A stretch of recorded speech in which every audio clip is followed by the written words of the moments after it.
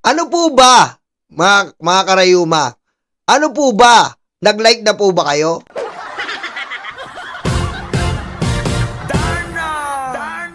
Nag-like na po ba kayo o hindi na natin itutuloy ito? Sa tingin nyo, wala na naman like. Wala na naman like. Mga hayop talaga, araw-araw na ginawa ng Diyos. Ganito na lang tayo. Aray ko. Aray ko. Okay, diretso natin. Mag-like na po tayo and tayo po ay mag-like. Eto, April 6, 2006. Ano po ba ang kinakatakot at iniiwasan ni Sarah? Saan po ba siya natatakot? Ano po bang ayaw niyang, buksan mo, papasukin ako? Aray ko. Kasi po, ayon po dito sa Sampina ad Testificandum Ducis Tecum, pinasampina po ang alin. Ito nga po, Attorney Charlito Martin Mendoza, Commissioner of BIR National Office. You are hereby directed to appear the Committee on Justice on April 14, 10 a.m. Ayan po. Anong dapat talakayin? Tax compliance and reported income of Sara Duterte, her spouse Manasseh Carpio, and various business and title in which they hold interest. Ito na po ang exciting part. Bukod po kay Madriaga, i-set aside natin yon. Bukod pa kay Trillanes, i-set aside natin yon. Meron po na mga tinatago pa sila Sara. Ito po, original certified true copies of the annual income tax return, ITR. Her spouse, ayan. Alin po? Ito po, unang-una, Metro City Chow Foods Corporation, formerly City Hall King Chow Foods Corporation, for the 10 years onwards. Ayan po ang mga inaakusa kay Sarah. GenCorp Industry Incorporation, formerly Times Square B Foods Corporation, and Great Jolly Times Food for the 2 years 2021 onwards. Ayan po. Titignan po natin kung nagbabayad ba sila ng tax at ano po ang negosyong yan. Yan po ang isa sa mga tatalakayin. Ano po ba yung negosyo yun yan? Imbakan ba ng droga ni Pulong? Aray ko. Diyan ba yung warehouse ni Pulong ng droga ng mga Chinese? Aray ko. Ayan na. Ano pa? Ano pa? Ito po. Number 3. Carpio Lawyers, formerly Carpio Duterte for the years 2007. At yan nga po ay hindi nagbabayad ng tax. 10 taon po yan, hindi nagbabayad ng tax. Aray ko. Yan ang kinakatakot. Anong pa? Etong 888 Bistro for the years 2021 onwards. Ayan po. Grabe yung mga negosyo Kalye 88 Foods Corporation for the year 2021 onwards. Madayao Fisheries Corporation for the years 2021 onwards. Mati City Ice Plant and Cold Storage Incorporation for the years 2023 onwards. Pansin nyo po dito Pansin nyo po Pagkatapos maupo ng tatay nila, dumami ang negosyo. Aray ko. Pansin nyo po Pansin nyo po, simula nung mawala yung tatay nila, dumami yung negosyo. Mukhang ang daming nanakaw sa taong bayan. Aray ko. Kailan ba natapos yung tatay nila? 2022. Ayan na. Pinagdi-dispose na nila yung pera sa iba't ibang bahagi. Ayan na naman, Ito po, 2023. Ibig sabihin, kakabukas lang yan. Amianan Shores Incorporation for the year 2023 onwards. Ayan na. Geometry Security and Investigation Agency For the year 2023 onwards, kita mo? Puro 2023. Pagtapos ng tatay nila, abay, dinispose na yata ang mga pera para hindi mahalata. Aray ko. Cable tow, 88, shipping and marine services, 2024 onwards. Aray ko. Yan po. Yan po ang kinakatakot ni Sara Duterte na mabuksan. Yan po ang kinakatakot niya, ang mga yan. Kasi po, ang mga yan, malalaman natin kung suspicious po ba, nagbabayad ng tax, at kung anong klaseng negosyo yan. Diba? Diyan ba nag-iimbak ng droga si Pulong? Diyan ba sila nagtitimpla ng droga? Malalaman natin yan. Aray ko. Tama. Diyan nila launder yung pera. Sabi ni Your Filipina Page, thank you, turning dirty money to clean ones. Mafia. Tama. Diba? Yan nga po. Kasi, yan yung mga suspicious. Diba? Suspicious na mga company na itinayo ng mga Duterte pagkatapos maupo sa pwesto bilang presidente. Nagtayo sila ng iba't ibang mga kumpanyang malalaki na pang-front. Alam ko, pang-front lang po yan. Pang-front nila para ano? Pang-front po nila para masabing may negosyo sila at doon nila nilalagay yung mga dirty money para maging clean money. Akala ko po ba, Len de los Santos, tama, akala ko ba mahirap mga Duterte? Paano ka makapagtatayo ng ganito? Corporation po ito, ha? Madayaw Fishing Corporation. Fisheries to. Mahirap ang mga Duterte. Paano nila nagagawa to? Paano po nila nagagawa to? Mahirap. Hindi nakapagpalit ng polo si Digong. Hindi nakapagpalit ng sapatos sa swela si Digong. Hindi nakapagpagawa ng bahay si Digong sa Davao. Mahirap sila. Aray ko. Akala ko ba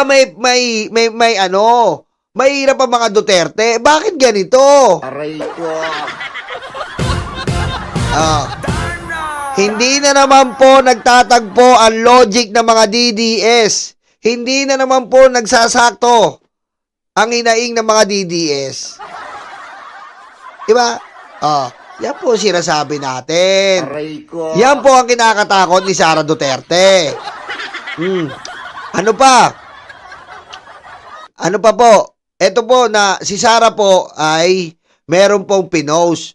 Ang sabi niya, bigyang babala natin ang publiko hinggil sa mga mapanlinlang na gawain ng mga individual na nagpapanggap bilang ako sa isang messaging platform na Signal. Aray ko.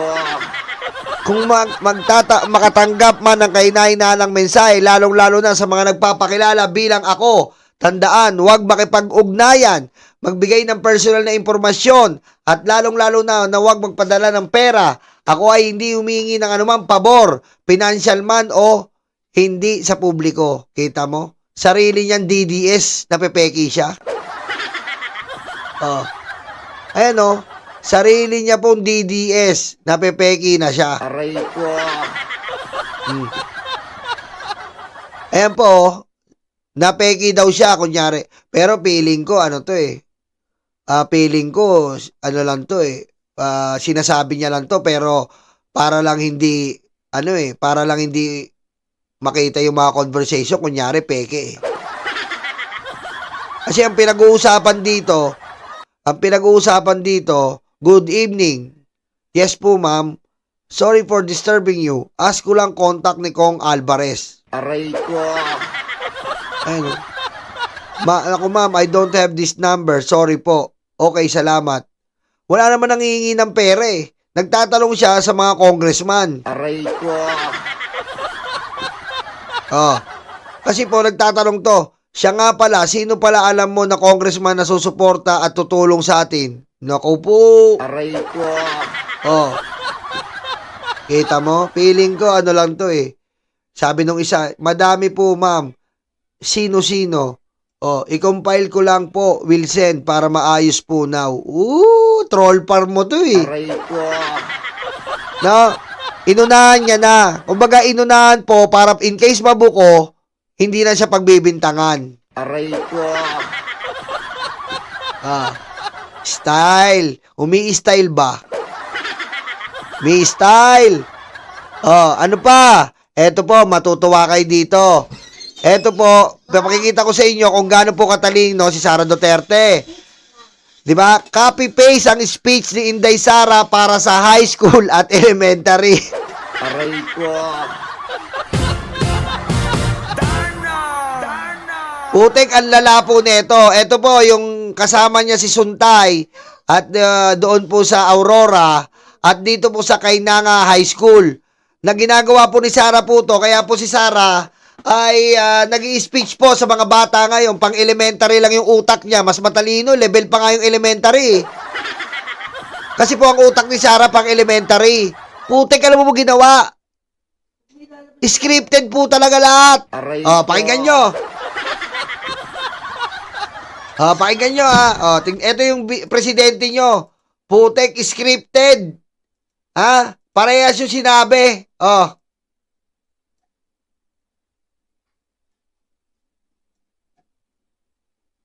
This is a day to celebrate achievements and to honor the journey of our beloved students, our future leaders.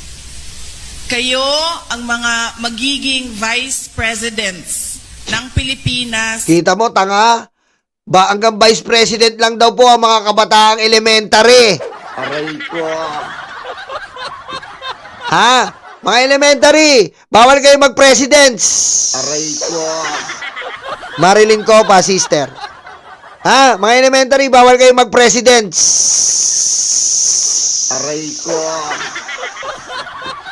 Parehas to, diretso. Sa hinaharap at ang biyahe ninyo ay nagsisimula ngayon. Ayan po yung sabi niya sa Kananga National High School.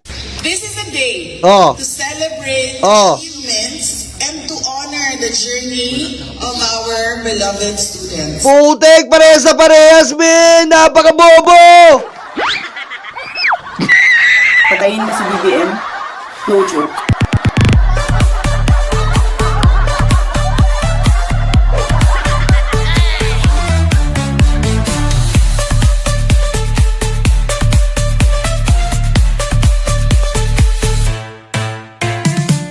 It's the same, man. Same speeches. What the F? Ano to mga DDS? Same speeches. Aray ko. I-diretso na nga natin ito ha. Ito diretso. Baka sabihin ini-edit natin. Diretso natin. Huwag natin galawin. This is a day to celebrate achievements and to honor the journey of our beloved students, our future leaders. Kayo ang mga magiging vice presidents ng Pilipinas sa hinaharap at ang biyahe ninyo ay nagsisimula ngayon. This is a day to celebrate achievements and to honor the journey of our beloved students, our future leaders. Kayo ang magiging mga vice presidents sa hinaharap at ang biyahe ninyo papunta sa tanggapan ng pangalawang Pangulo ay nagsisimula ngayong araw na ito. Your journeys are shaped by hard work, strengthened by the love of your family, and the commitment of the Kananga National High School. This graduation is a milestone that reflects not only academic success, but the collective effort of every person in this ceremony. To our dear parents and guardians, dili sayon ang inyuhang kinabuhi, Puno kini og kakapoy, kulang sa tulog, kalisod, ug daghang luha. Your journeys are shaped by hard work, strengthened by the love of your family and the commitment of Aurora A. Quezon Elementary School. Aray ko.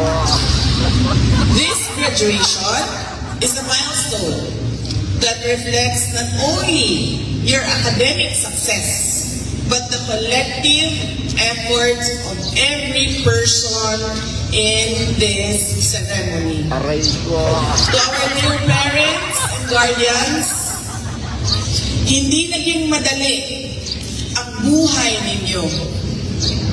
Puno ito ng pagod, Aray ko. puyat, pawis, at hirap. Putik, men. Sasabihin ng DDS dito, bakit kailangan ba talaga every school nag-i-speech siya, dapat iba? Sabi ng DDS, men, tanga ka ba? Aray ko. Aray ko. Elementary to eh. Tsaka high school. Ano ng elementary? Ang bobo-bobo mo! Aray ko. Siyempre, iba yung pang-elementary speech. Iba yung pang-high school na speech. Parehas ba yung utak nila? Aray ko. Hihirit pa yung mga DDS eh. Wala po talaga, scripted po talaga. Hindi niya kaya yung Puti pag elementary, napakadali. Sa mga kabataan na bagong graduate, papasukin nyo na ang bagong buhay. Yung parang speech niya, papasukin nyo na ang bagong buhay. Aray ko. Kayo'y mag-high school na. Aray ko. Hindi na kayo bibigyan ng baon, ng sesto, at tinapay. Aray ko. Napakadali sa elementary. Gaganunin mo lang eh. Syempre yung sa high school, iba na yun. Papusok na sila ng college eh. Hindi pwede parehas yun. Hindi naman parehas sila pupunta ng college. Yung isa sa high school, yung isa sa college. Ba't pumaparehas yung speech mo, boba? Aray ko.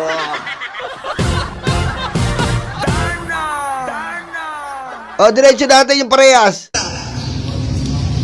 At dapat maintindihan ang hirap na ito ng ating mga anak.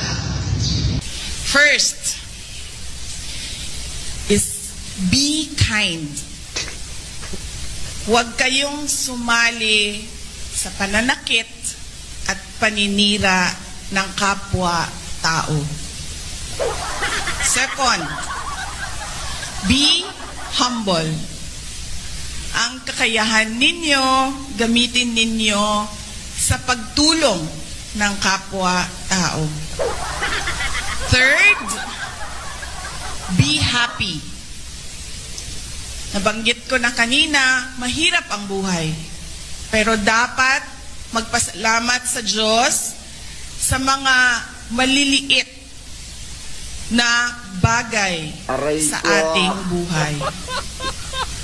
At pang-apat, be careful. Piliin ninyo ng mabuti ang mga kaibigan ninyo. Una, be kind. Puti ko! Huwag kayong sumali sa pang-aapi, paninira, Aray ko. o pananakit ng inyong kapwa-tao. Pangalawa, be humble. Bobo! Kayong magagaling. Iba't ibang klase ang inyong galing. Eto ba yung presidente nyo ganito? Sigurado ba kayo ganito? Putik parehas yung high school, parehas yung elementary. Tignan nyo kung gaano katamad tong presidente na to. Aray ko. Speech na lang, hindi niya pa kayang i-produce. Speech na lang, inulit na lang para mabilis. Aray ko. Yes! Gamitin ninyo ang inyong kakayahan sa pagtulong ng inyong mga classmates. Pangatlo, be happy. Hindi lang laging negatibo ang ating buhay, meron din maliliit na mga positibong nangyayari sa buhay natin. Pero mo ang masakla po dito, inulit niya na, binabasa pa rin. Patayin mo si BBM? No joke.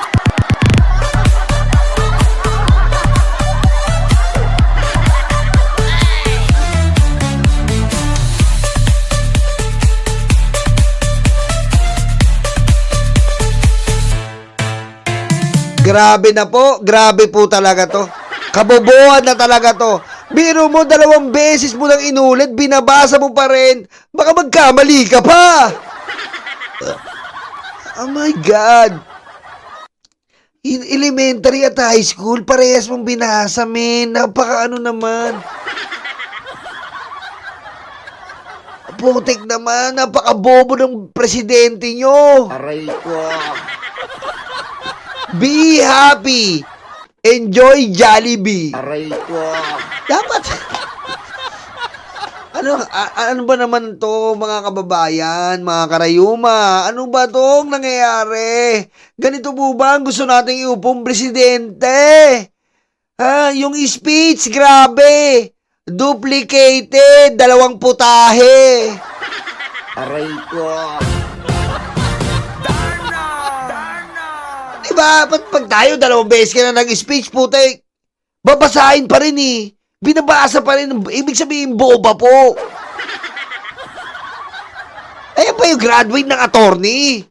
Ayan ba yung sinasabi nyo na iarap natin sa ASEAN? Ayan ba yung iarap natin sa iba't ibang... Ayan ba yung iarap natin sa iba't ibang lahi sa buong mundo? Sure kayo? Ha? Aray ko. Diba? Pero po pagdating sa Chinese, na salita, hindi po siya sa ulado niya. Shusha? Xiuxi? Oh. Diba? Pagdating sa Chinese, sa ulado niya. Oh. Sa ulado niya pagdating sa Chinese, antindi ng presidente ng mga DDS. Nakakahiya po. Diba? Putik, Vice Presidente ka, ganyan ka. Ganyan ba si Lenny? Putik naman. Alam nyo po, napapansin nyo, palagi po siyang nasa elementary at graduation para po, mapabango po ang kanyang pangalan. Dahil mabaho po, dahil mamamatay tao tingin ng Pilipino sa kanya. Ngayon, para mapaupa daw, sabi ng PR niya, ay, mag-ano ka sa elementary, pero tignan nyo naman po, sinusuyo niya na yung mga Pilipino. Hindi po taos sa puso. Pag mag-i-speech ka po, tandaan natin, kahit nakasulat yan, hindi mo na dapat uulitin sa isa pang graduation. Aray ko. Tama po ba ako? Tama po ba ako doon? Ikaw, mag-i-speech ka, uulitin mo pa sa ibang graduation kung saan ako parehas college, parehas high school, parehas elementary. Putik, inulit yung sinabi niya sa elementary, inulit yung sinabi niya doon sa high school. Aray ko. Ang lalapo nun, men. Ang lalapo ng presidente ng mga DDS. Aray ko. Diba? Pag mag-i-speech ka po kasi, in your own thoughts, in your own will, kung ano ang nasa puso mo, sundin mo. Diba? Kung ano po yung nararamdaman natin sa puso. Ang problema, pinilit mo na nga lang mag-speech, pinilit mong pumunta sa eskwelahan, kahit hindi naman ikaw, pinipilit mo para bumango ka, putek, mag-i-speech ka na naman. Magbibigay ka ng advice sa mga future students, sa mga future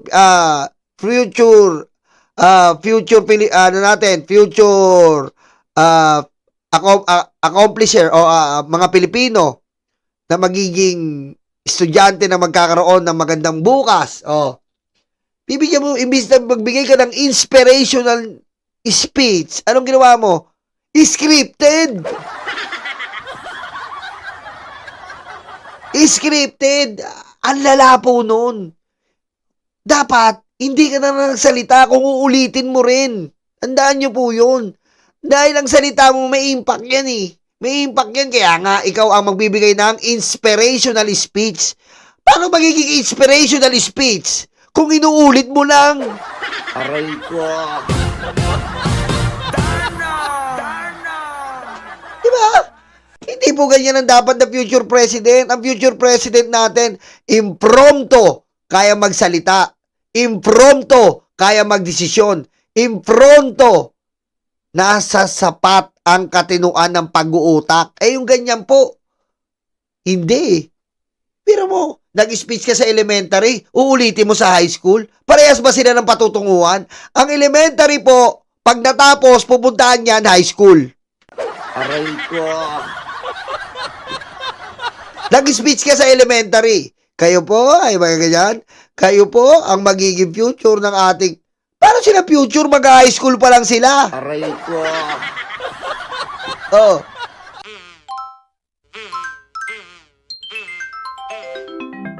Kakulango.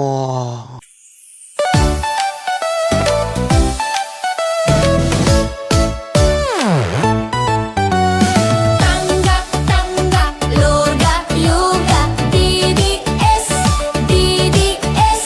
Dating nyo ay karton, dating nyo ay karton.